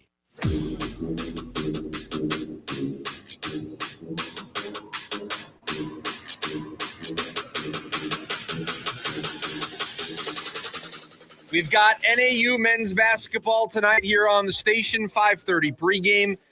They'll take on Weber State. You can listen to that right here on KDUS AM 1060. Special edition of the Sports Zoo today from 4 to 5 p.m. here on KDUS AM 1060. The Rooster will be out at the Thirsty Lion out there in Glendale, out by State Farm Stadium. Producer Evan will be co-hosting the program with him as they get ready for the Fiesta Bowl tonight. So all the stories we didn't get to throughout the course of the program, we call them the leftovers. We will start with the Fiesta Bowl. We were talking a little college football last segment. Figured we'd get into it right now. University of Miami takes on Ole Miss tonight at State Farm Stadium. It's the Fiesta Bowl. Miami, a 3-point favorite. We didn't talk enough about my prediction that Miami could win their game. Yes, we did not. And then they won their game. Didn't get enough love, I think, at the beginning of the week. Yes, by the way, this is a big one for you because you have the field. You cannot have Indiana win the national championship. So I have the 3 remaining teams. Yes. And I'm going to lose one of them tonight. Yes. I'm going to lose potentially 2 of them tonight. I'm going to be down to whoever Indiana plays. Yeah, so you have because one of these teams will move on, and then you have the other game tomorrow. So I'm going to have one. So you could lose 2 of them. I could lose 2 of them by the weekend. I'll lose one of them tonight. Yes, correct. Boy, the big game for you tomorrow is tomorrow. Oh, if I can get Oregon to win, it's a lock. Oregon winning locks it up for me. Yes, it does. So, I've been kind of riding Miami in that defense throughout this entire run. Bain, by the way, if you're not going to take a quarterback, take Bain. Ruben Bain. You said Desmond Bain? I don't know why that's the basketball player. That's okay. But Ruben Bain? Yeah, if you're not going to take a quarterback, take Ruben Bain, yes. Yes. I call him Desmond. I'll ride with the defense. I'll ride with the veteran quarterback. Although Ole Miss's quarterback, Chambliss. Oh, my gosh, what a gamer he is. He's fun to watch. He may declare for the draft after this run. How about in the Georgia game, he was just making plays. And you need that, especially if you're Ole Miss dealing with all the coaching nonsense that they've been dealing with for the last couple of weeks. And here they are on the doorstep of a championship game. Did you see the Oregon running back declared for the transfer portal? I don't know if that was real. You have a very lengthy history on this program. I did it once. And it was more than once. I think you've done it at least twice where you have reported something on the air. I didn't report that. I asked if you had from a fake sports media account, which I don't even know. You can protect yourself from this. Don't look at the For You page on the social media channels. That's where it goes wrong. If you just stay with your following, yeah, maybe somebody you follow will retweet it into your timeline. But you might be able to see the difference. Here we go. You're gonna have to hit the sounder and apologize to the listeners. No. He's thinking about transferring. So he's still playing because he hasn't decided if he's transferring yet. He practiced, yes, but that's just a crazy the fact that he has to make that decision now, or is contemplating it now. Well, Dante Moore's got to decide on the NFL draft. He only gets a couple extra days. That is so different. If they play in the championship. Is it, though? So different. There's a lot of money involved now. It's not that different. Declaring for the NFL draft, though, you're not joining a different team in the same league. No, right. You're unable to field the calls, right, that in the meetings that would probably need to take place in order to transfer. I understand that, but it's all for the same purpose of making more money and getting more exposure. Yeah. So he has not decided. So that's why I said I didn't say he declared to transfer. I had just read that this morning. All I'm saying is you have a track record that isn't great on this program with that specific issue. So I just wanted to protect you. That's all. It's again not terribly true. Oh, hit the sounder. Hit the sounder. We've got. Is this real? Hit the sounder. Hit the sounder. The Ravens have requested an interview with Robert Saleh. He's my number 2 choice. If I had to power rank it right now, it's Mike McDaniel 1. It's Robert Saleh 2. Question: we're not counting John Harbaugh? Yeah. No, I'm not counting John Harbaugh on my list. Because that's not real. I would right now it would be McDaniel, Saleh, Kubiak would be the 3. Those would be my top 3 choices. And all 3 are still available. So the Falcons, by the way, interviewed Matt Ryan for their president. Yeah, he's going to be their president of football operations. Looks like he is very excited to interview Harbaugh. Well, and he's going to actually do this correctly. He's going to join an organization and quit his TV job. Yes, unlike others. Unlike others who were number 1 on my list yesterday of top 5 hated sports figures. Like others who were number 1.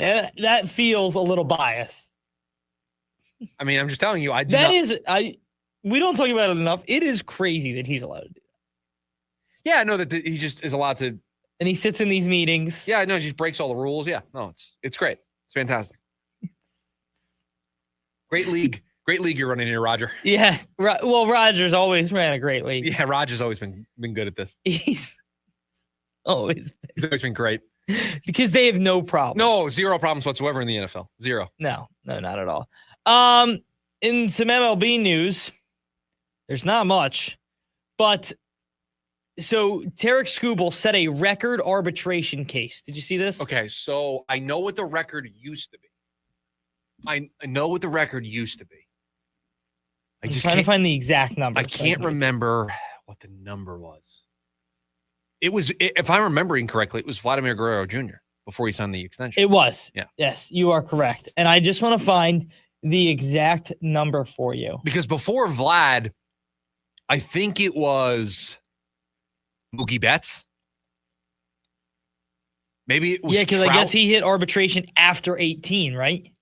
Maybe it was Betts or Trout, but I know Vladdy had the record. Is Skubal getting like 29? Yeah. Is that what he's getting? Yeah, it's 29. Yeah, that's a lot of money. But he's the best pitcher in the sport. So I can't necessarily fault the arbiter for being like, you know what?